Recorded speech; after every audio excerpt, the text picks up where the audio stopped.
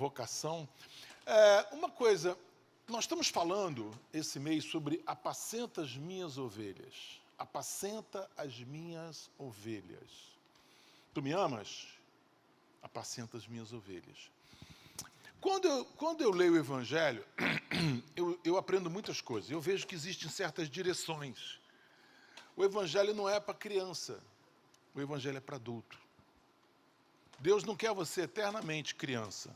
Afinal de contas, no deserto caía maná todo dia. Todo dia caía maná, todo dia caía o alimento. Mas chegou uma hora, e foi isso depois eu me lembro o nome da cidade, tem uma frasezinha incrível lá assim, cessou o maná. Já pensou isso? Cessou o maná. Todo dia eles saíam e colhiam o maná, né? Cozinhavam aquilo, faziam farinha, faziam biscoito, faziam não sei o quê, faziam não sei o quê. Com certeza faziam picanha de maná, né? O povo é muito criativo, faziam umas coisas assim diferentes, maná com molho, maná sem molho, maná ao dente, maná... Faziam tudo de maná, né? Mas teve um dia que cessou o maná. Meu Deus! Que frio no estômago. Cessou o maná, e agora? Cessou o maná, fala assim, agora você vai deixar de ser criança espiritual para ser um adulto espiritual. Professor, coloca 15 minutos aqui para mim. Você colocou quanto? 30? Foi? Não, então deixa. Cessou o maná. Imagina, Deus chega para Abraão e fala assim, Abraão, vou te dar uma terra. Sai da tua terra, sai da tua parentela, sai da casa do teu pai, que eu vou te dar uma terra. Caramba, eu vou te dar uma terra. Deus do céu. Não? Imagina.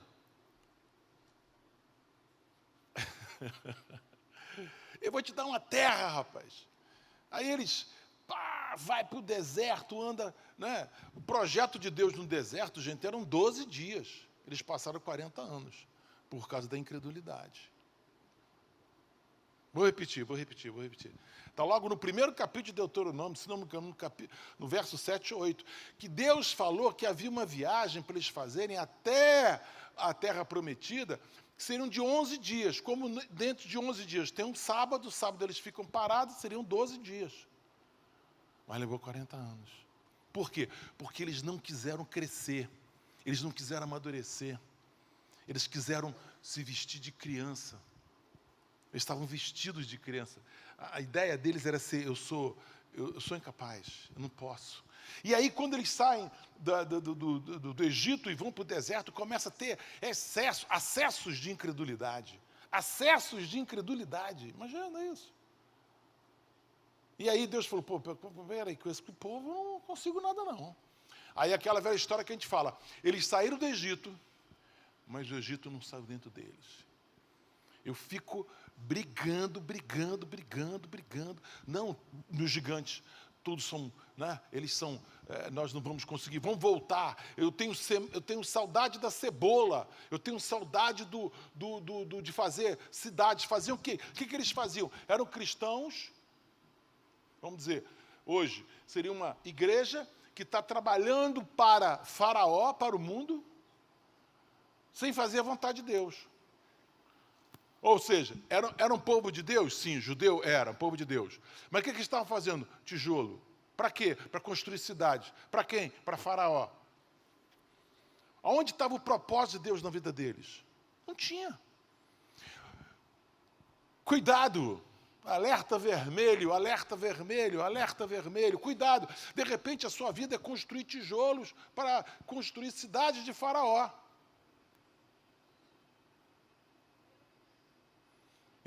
Deus não te criou para isso. Deus te criou para coisa muito mais. Deus te criou para tomar posse de uma terra prometida, que mana leite e mel. É muito mais.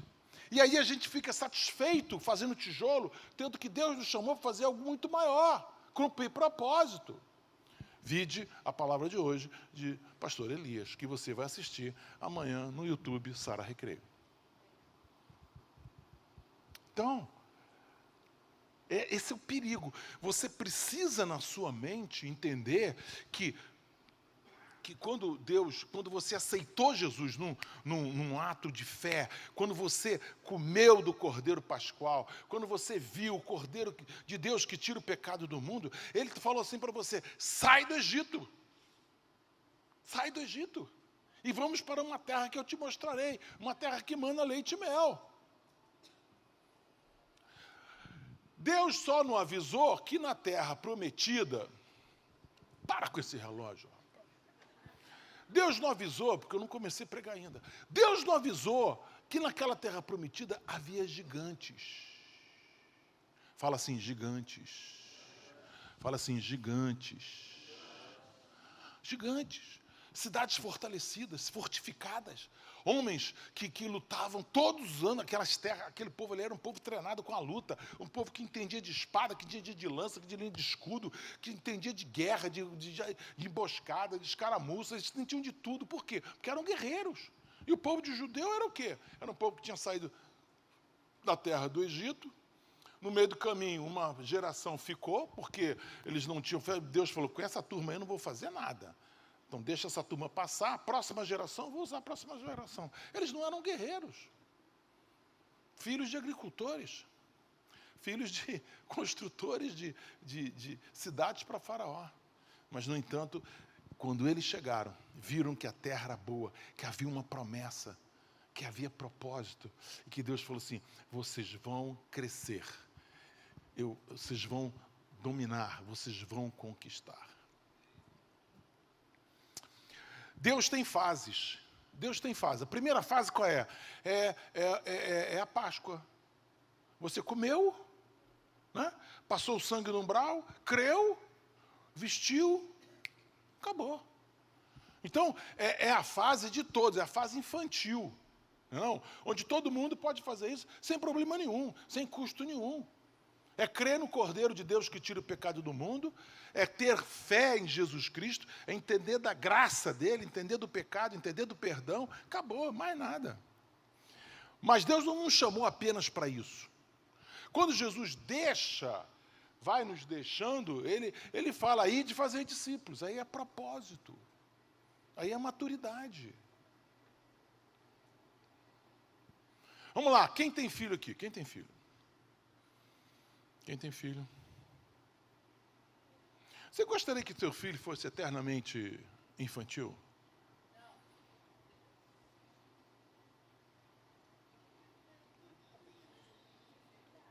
Alan, quantos anos você tem, Alan? 40 aí? Quanto? 37. Pô, me lembro do Alan fazendo ginástica lá no condomínio, fazendo musculação. Garotão. Que bom te ver, Alan. Muito bom. Ver você, sua família. Muito bom. Imagina o Alan chegando em casa, chegando na casa do Lúcio, e fala assim, pai, me arranja R$100 aí. Hoje é o contrário, né? O Lúcio que pega com ele, né, Lúcio? Pai, me arranja 100.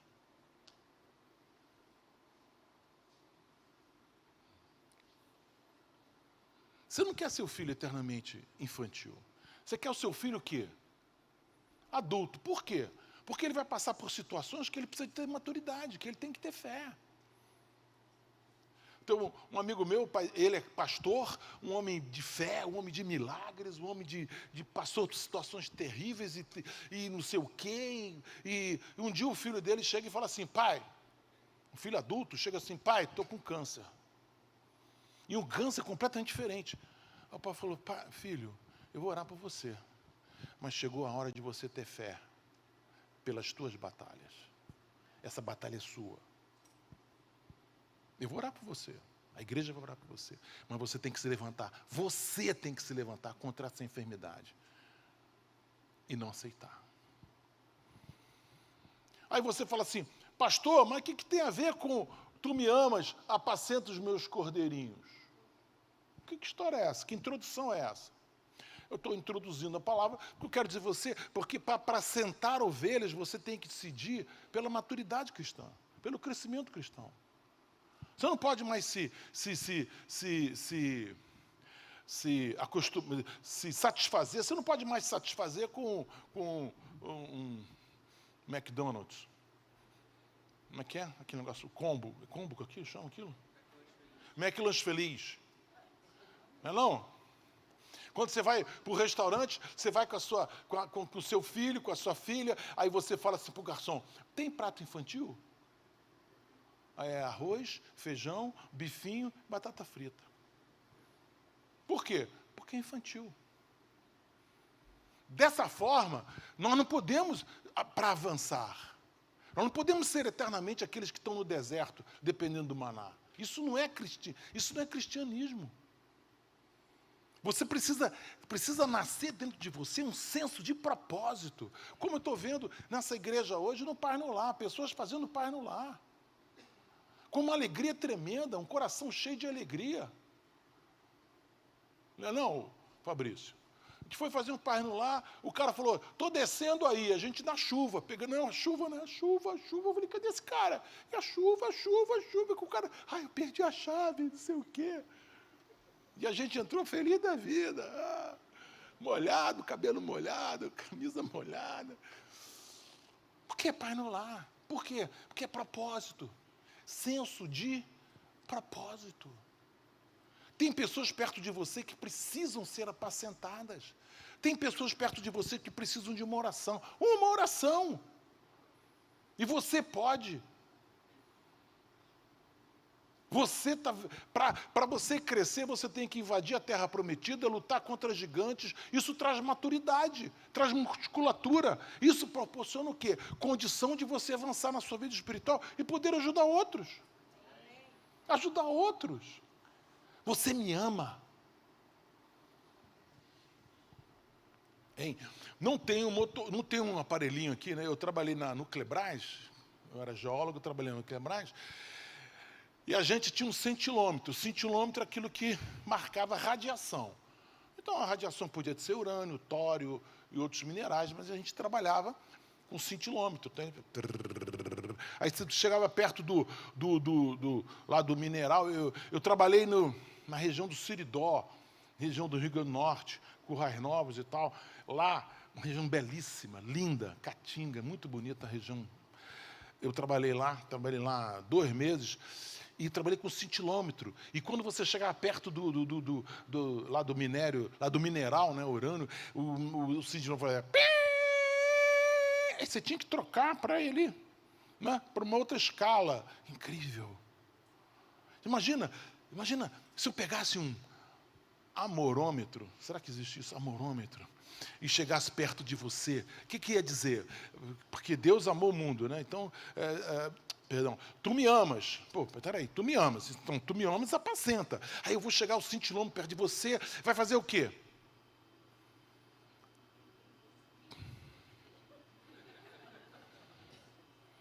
BG, background, lá embaixo. Background é BG, assim. Cara, quando esse amorômetro chegar perto de você, tem que explodir. Por quê? Porque eu amo. Porque eu amo.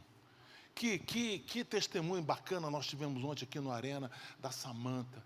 Ela fala, quando eu conhecia Jesus, e hoje ela está servindo esse Jesus. Olha só que maravilha. Maravilha, estou servindo. Então, a minha palavra termina aqui. Eu estou preparando vocês para uma coisa, para uma série de palavras onde nós vamos crescer. Eu não sou mais criança espiritual. Tá? As mulheres vão crescer espiritualmente. Porque os homens é que trazem as mulheres para a igreja. Os homens que ficam bem, vão para a igreja, bem, vão buscar Deus, bem, está na hora, bem, está no culto, bem, para com esse negócio de cabelo, tá bom, bem. As mulheres vão crescer espiritualmente. Eu creio nisso. As mulheres digam... Amém. Ainda bem que a minha esposa está em casa, né? Não está aqui, senão ia me dar um olhar fulminante ali. Eu ia cair duro aqui. Obrigado, Senhor, por esse tempo, Pai. Prepara aí o bispo Rodovalho, por favor. Pai, obrigado por esse esse tempo maravilhoso de crescimento, de amadurecimento.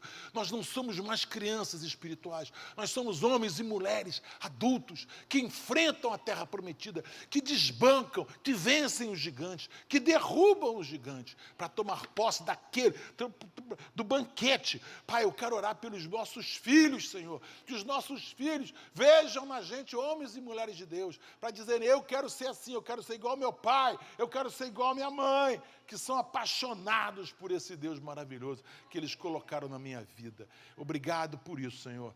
Faz-nos agora homens e mulheres de Deus, apaixonados pelo teu propósito. Em nome de Jesus. Amém, amém, amém.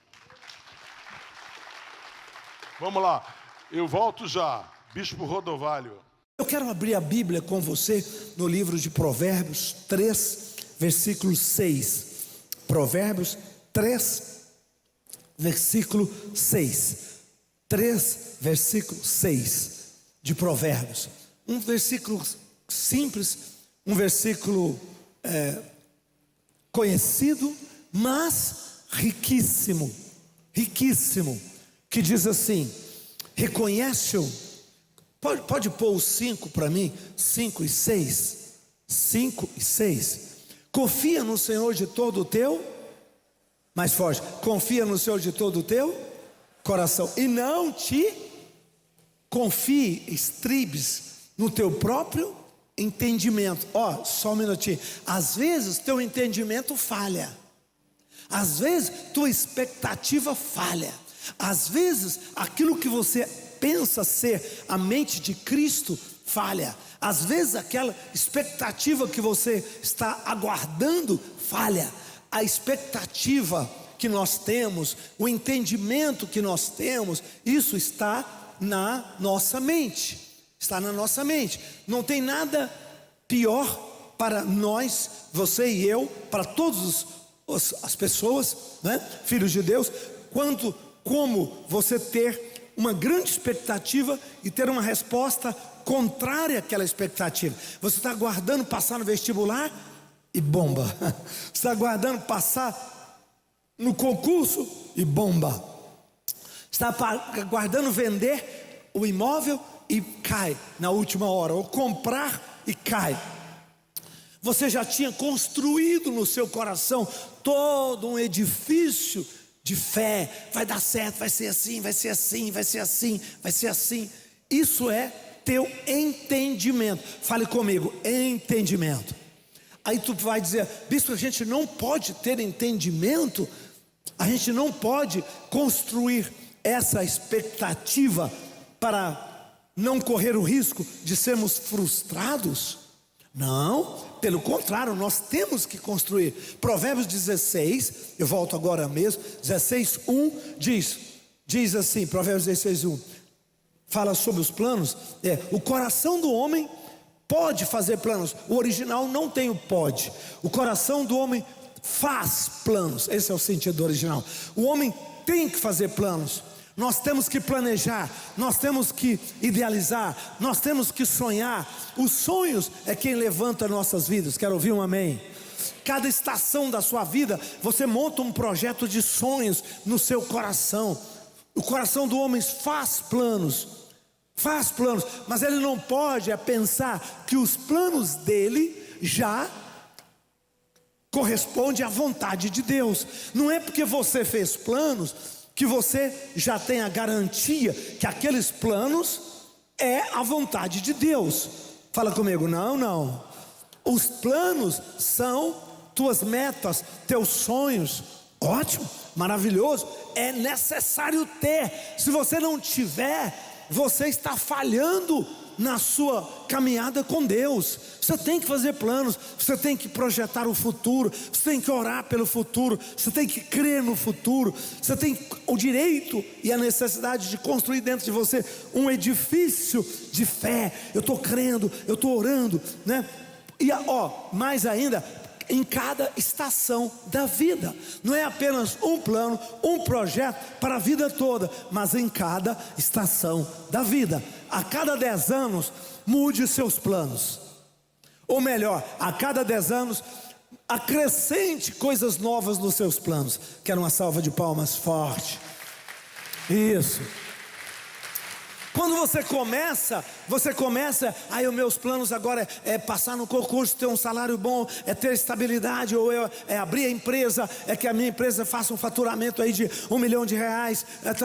Ótimo, começou assim, beleza? Agora, devagar, você vai incrementando isso. Você precisa de ir, né?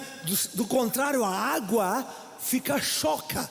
O que é a água choca? É aquela água parada, né? Você mesmo vai ficar desmotivado, porque você não tem desafios novos, você não tem visão nova. E mesmo que a sua visão e o seu sonho seja a respeito da sua saúde.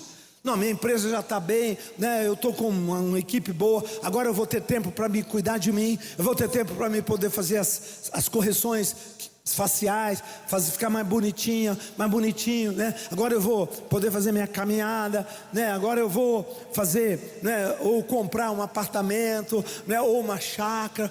Vai acrescentando. À medida que o tempo passa, o homem tem que fazer planos. Quero ouvir um amém. Agora, não é porque você fez o plano que já tem a garantia, o carimbo da vontade de Deus. Não, a resposta certa vem dos lábios do Senhor. E se vier contrário aos seus planos, o que você vai fazer? Aí que é o problema. Quando Caim foi chamado com Abel para sacrificar ao Senhor, Caim fez o plano. Não, Deus vai aceitar meu sacrifício, o Altíssimo vai me abençoar e vai me ungir. Ele devia ter insegurança, né?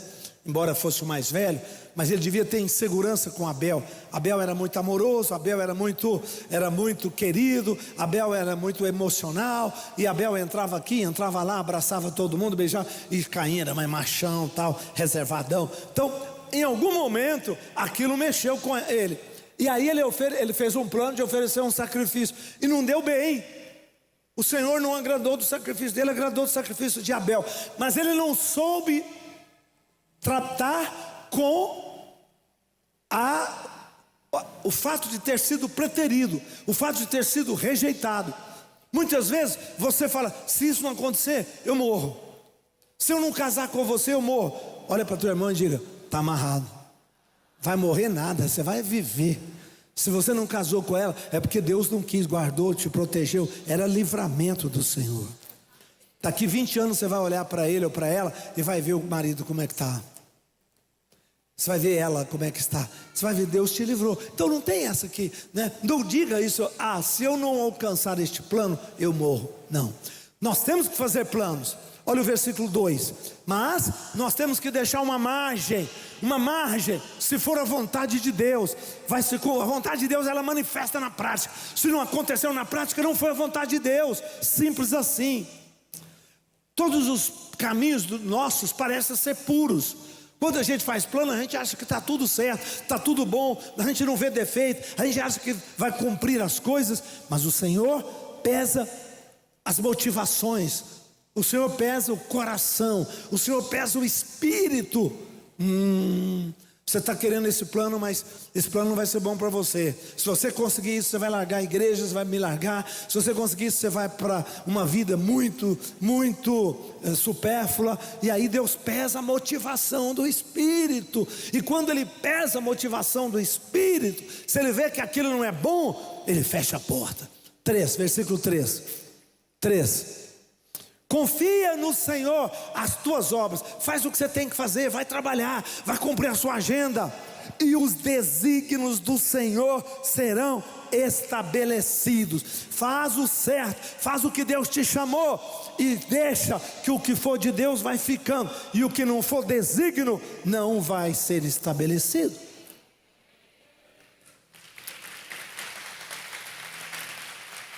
Pode dizer: eu recebo essa palavra.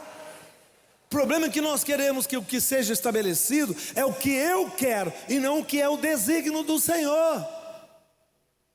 É o que eu quero, e não o que o desígnio do Senhor. E Deus diz: eu não escrevi isso para você, então não vai dar. Agora volto para o 3:6. Para o 3:6 de Provérbios. Volta lá. Confia ao Senhor. 3:6. Reconhece-o em todos os teus caminhos, e Ele o quê?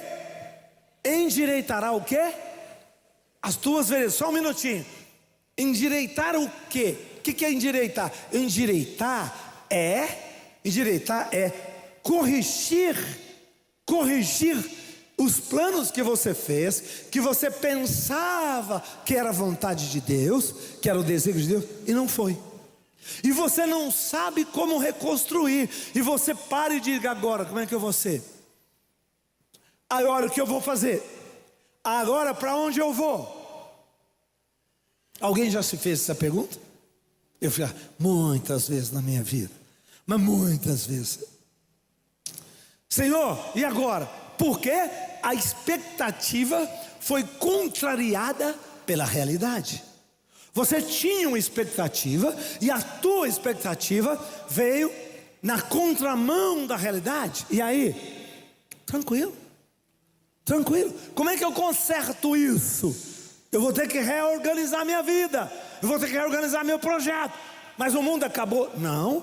Eu perdi a conexão com Deus? Não. Eu perdi a unção de Deus? Jamais. Alguma coisa saiu errada? Não. Só que a minha mente humana não conseguiu captar o desígnio divino naquele ponto. O que é que eu vou fazer? Isso aqui, ó. O que é isso? Reconhece. Diga comigo: reconhece-o. Mais forte: reconhece-o. Diga: em todos seus caminhos. O problema é que nem sempre as pessoas reconhecem o Senhor em todos os caminhos. Reconhece no caminho, às vezes, da fé, da salvação, da libertação. Reconhece, às vezes, na família, no casamento. Mas não diz alguns caminhos, dizem em todos os teus caminhos. Agora, o que é reconhecer? Essa palavra reconhecer no hebraico, ela é uma palavra chamada yata, Y-A-D de dado A, yada. Yada é percebe o Senhor nos teus caminhos. Percebe, aquela coisa dos sinais. Não é percebe o Senhor na sua vida. Na sua vida Ele já está. Ele só está tudo bem na vida. Só deu como é que é? Já deu só deu em um caminho, em uma área, em uma situação. Percebe o Senhor ali. Como percebeu o Senhor? Percebe o que Deus está falando, percebe o desígnio de Deus, analisa aquilo, olha, entende. A palavra iada percebe, conheça. Não é reconhecer, não, eu reconheço o Senhor. Não, é conheça o Senhor. Conheça a mente do Senhor naquela situação que veio contrária à tua expectativa. Simples assim. Conheça a mente do Senhor naquela situação que veio contrário à tua expectativa. Não solta a sua fé, não joga tudo para o alto. Pelo contrário, diga amém, vai ser melhor, amém. Agora eu consegui entender, captei mais um sinal de Deus, consegui entender mais uma área. Vou crescer mais, vou fazer melhor, vai ser mais explosivo. Se eu queria um resultado ali, não deu, Deus vai me dar 3 vezes mais em outra área. Pronto, pode dar uma salva de palmas forte. Deus vai me dar 3 vezes mais. Ao invés de você fazer a pergunta: por que, meu Deus? O que aconteceu? Oh, meu Deus, por quê? Para de fazer essa pergunta, por quê? Essa pergunta não te leva a lugar nenhum. Você vai fazer apenas uma outra pergunta. Você vai fazer a pergunta: não pergunte o porquê, nem pergunte quais são os culpados. Foi meu marido, se ele tivesse feito diferente ia dar certo. Não vendeu porque você brigou com a mulher. Você, mulher, que foi faladeira. Para com isso. Não adianta você ficar buscando culpados. Ao invés de você ficar batendo, por quê, né, e culpando pessoas, sabe o que você faz? Você pergunta outra coisa: para quê, Senhor? Para que o Senhor está me dirigindo para outro caminho? Qual o propósito? Para quê? Para que o Senhor está me levando para outro caminho? O que o Senhor quer de mim aqui? Nessa nova situação, nessas novas circunstâncias. Para quê? Aí você vai ver bênçãos fluírem para você. Por quê? Porque Deus está te alinhando naquela nova situação, Ele está te realinhando com o seu verdadeiro desígnio, com o seu verdadeiro propósito. Deus está te realinhando. Aquele capítulo, aquele episódio que você estava esperando, provavelmente não fazia parte do desígnio,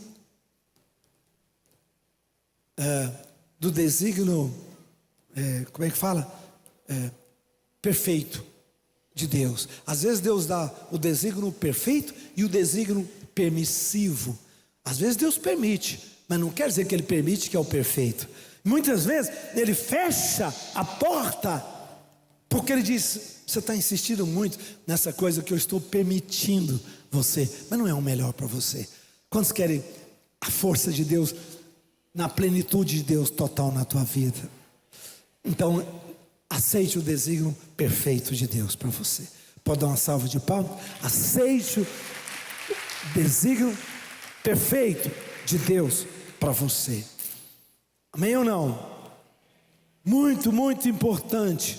Muito importante esse conceito, essa palavra.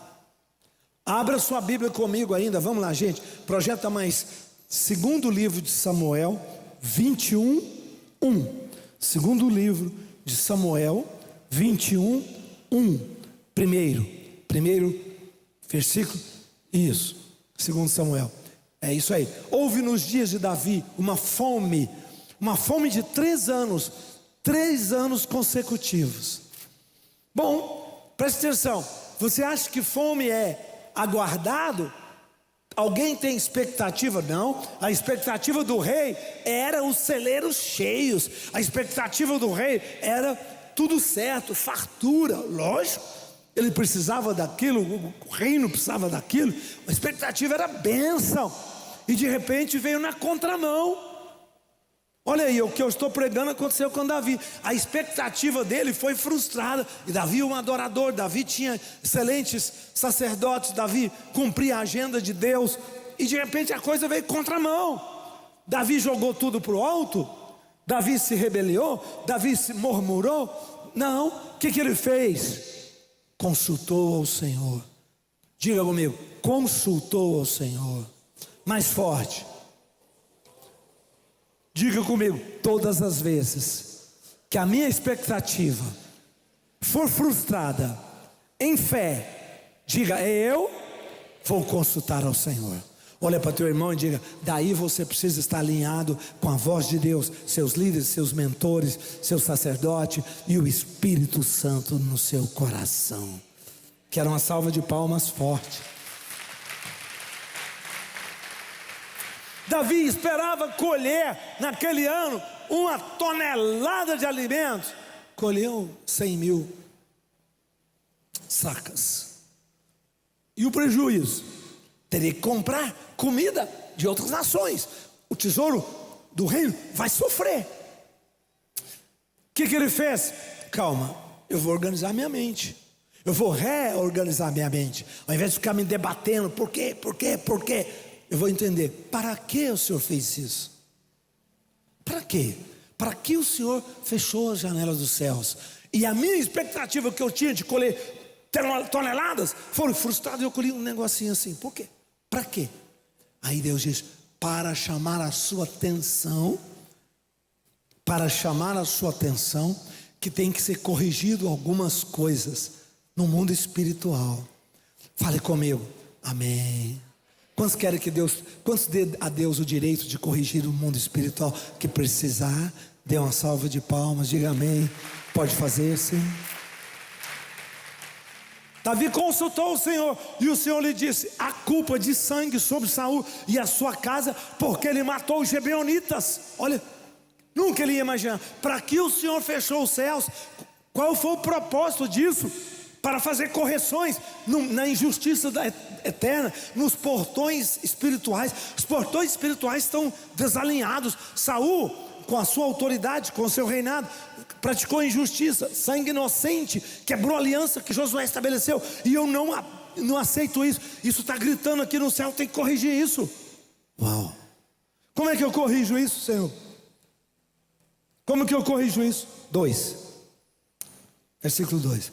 Chamou o rei os gibeonitas e lhe falou: Os gibeonitas não eram de Israel, mas dos amorreus.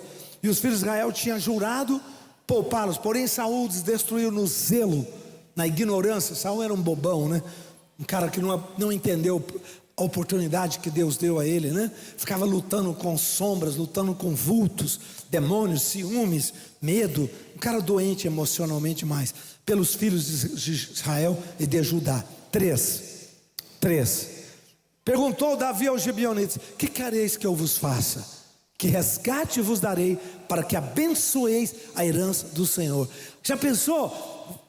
Deus mandou Davi levar o reino lá, o reino, e diga: os gibeonitas que estavam humilhados, arrasados, destruídos, tinham sido arrancados da terra, todas as casas, as fazendas foi tomadas e dada para os filhos de Saul, porque Saul os arrancou e pôs a família dele na posse da terra. Isso é inaceitável, você está maluco? Usou a autoridade dele, ao invés de ser autoridade para justiça e integridade, ele usou a autoridade dele para a família dele. Que vocês podem, que eu preciso fazer? Davi perguntou, para vocês abençoarem. Vamos lá, mais um? E eles disseram: não é para prata e nem ouro que temos questão com Saul e com sua casa, nem tão pouco pretendemos matar pessoa alguma em Israel. Que quereis que eu vos faça? Para encerrar, próximo versículo. Ao homem que nos destruiu e procurou que fôssemos assolados, sem que pudéssemos subsistir em nenhum lugar de Israel. Aonde eles iam, eles estavam sendo perseguidos, né? E eles responderam: nos deem 7 homens da casa de Saul, para que enforquemos em Gibeá de Saul. Gibeá de Saul era a base da família de Saul. Gibeá de Saul era quase patrimônio tombado. Patrimônio tombado, porque era um lugar muito bonito, uma chácara, uma chácara gigante, linda, onde foi o palácio de onde Saul reinou. Foi em Gibeá de Saul. Tanto que a palavra é Gibeá. Gibeá era uma das tribos, era uma das cidades de uma das tribos de Saul, porque tomou o nome dele para todas as gerações. Então, eles falaram: enfoque neste lugar. Aquele que era um palácio bonito, lindo, onde ficou a casa do rei, família real, tornou-se um lugar de vergonha, de dor e de opróbrio. Mas corrigiu o mundo espiritual. Corrigiu o mundo espiritual. Fazemos planos, a resposta vem do Senhor, né? E quando não vem, nós temos que reconstruir. E como nós reconstruímos? Reconhecendo, yada, percebendo, entendendo. E aí, fazendo expiação. Aonde eu errei, vou arrepender. Aonde houve sangue inocente, que haja redenção. Aonde houve perversidade, que haja humilhação, né? E expiação, para que haja perdão. Amém ou não? E nós vamos sair mais forte. E você vai sair mais forte. E você vai sair mais abençoado. E você vai sair mais fortalecido. Não são os seus planos, não é a sua expectativa, não são meus planos, não são as minhas expectativas, que é a palavra de Deus. A palavra de Deus é acima de mim, acima de você, muito acima. Mais forte? Amém, graças a Deus. Então, isso é ter fé com racionalidade. A fé irracional é aquela fé que diz: não, vai acontecer, não quero saber, isso não acontecer, foi o diabo que fez. Eu não acho que o diabo pode me atrapalhar, não. Eu destroço ele. Satanás aparecer na minha vida, ele não tem brecha, não. Quantos podem dizer amém, Jesus? Então, se não aconteceu, não foi Satanás, não. Foi o governo e a permissão de Deus. Porque o diabo já está debaixo do meu pé, está debaixo do teu pé. Se você está em santidade.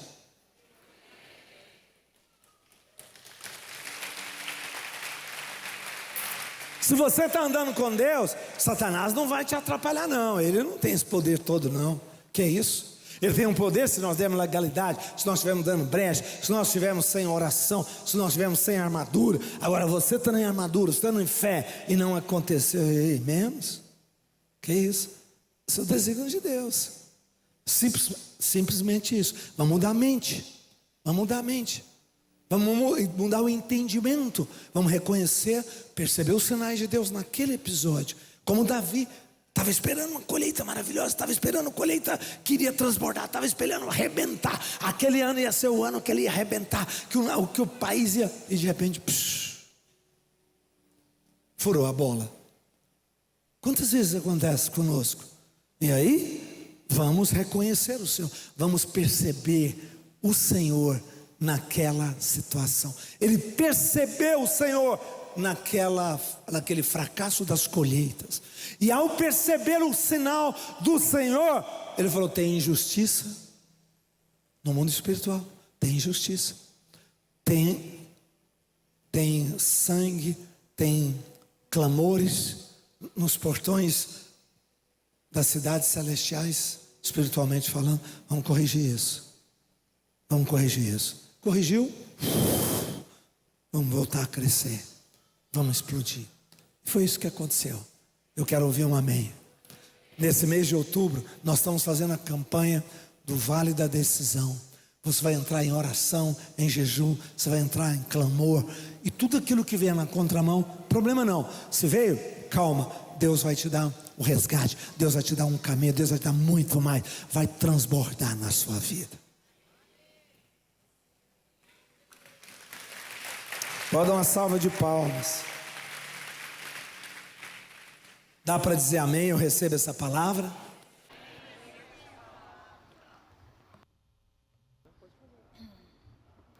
Então vamos ficar de pé, se você recebe essa palavra.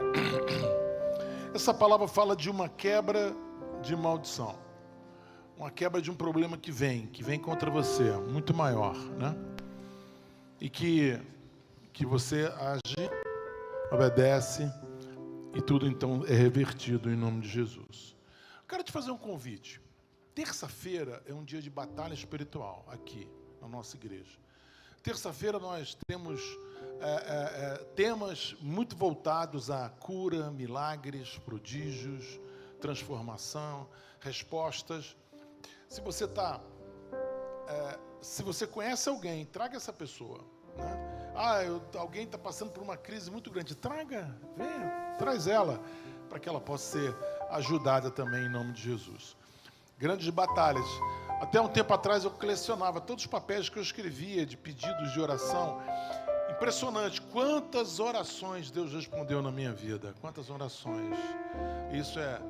Isso fortalece a minha vida espiritual, fortalece a minha fé. Eu vou orar com vocês. Eu vou abençoar a vida de vocês. Eu quero dizer para você que está em casa, estamos com saudade de você. Você precisa voltar. Você precisa voltar a frequentar o ambiente da fé, né? Outro dia uma pessoa chegou e falou assim: quando você está com fome, o que você faz?